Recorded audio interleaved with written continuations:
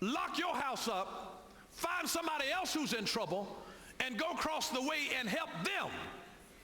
And your helping them will actually help you. See, when you give to help somebody else, God will send it back and it blesses you. That's why the Bible says that it is more blessed to give than it is to receive. Because when you give, you receive the gift of joy. You receive the gift of peace. You receive the gift of purpose. You receive the gift of accomplishment. You receive a gift of meaning. And understanding in your own life is so interesting. Do you realize that generous people are rarely ever mentally ill? Did you know that? Generous people are rarely ever mentally ill. Mentally ill folks are folks who have closed in and they're focused on nobody but themselves. They don't want to help anybody. They won't give anything to anybody. And they keep on getting and the stagnation of that breeds a Dead Sea mentality in them where no life can live. Depression is a form of anger. Depression is nothing more than anger turned inward. The people who express it and get it out, they provoke you, but now they're walking around jolly-go-lucky. They done got it out of them and done spoiled, ruin your day. And they walking around jolly-go-lucky. But the depressed person is the one that closes in, won't talk to anybody, and it becomes anger turned inward. And it manifests itself in depression, and you don't even want to get out of the bed some days.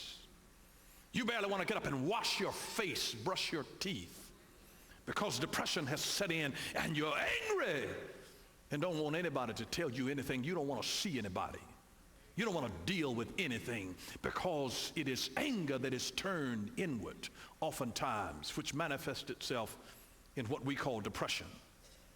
But may I suggest this to you, that the size of your problem predicts the size of your future.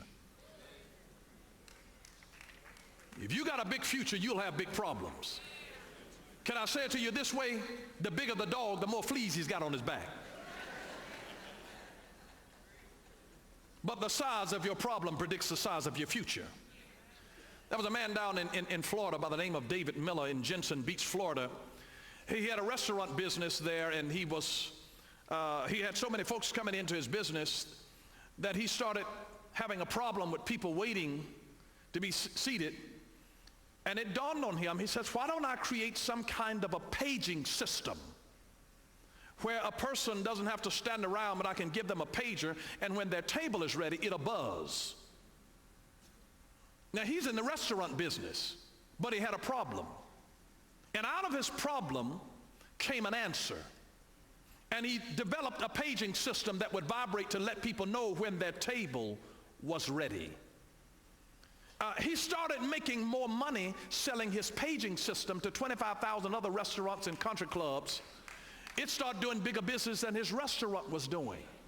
And in fact, he started doing so much business that Motorola got into the business. But it's amazing how God let his problem predict the size of his future.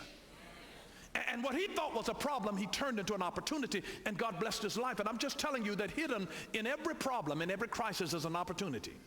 It's an opportunity for you. May I say to this to you, that God uses our problems. You wonder when you're talking about revisiting these problems that are in your life, what is the connection between a problem and personal revival? I'll tell you exactly what it is. You get a problem in your life strong enough, when everything else has been going honky-dory. See, people become complacent and laid back when everything was going honky-dory in their life. But when a problem comes, see, when everything is running smoothly, you don't pray like you ought to pray. You just don't find people that's living on top of the world that's fasting and turning their plate down before God, and laying hold of the horns of the altar. That's for somebody who's got a problem.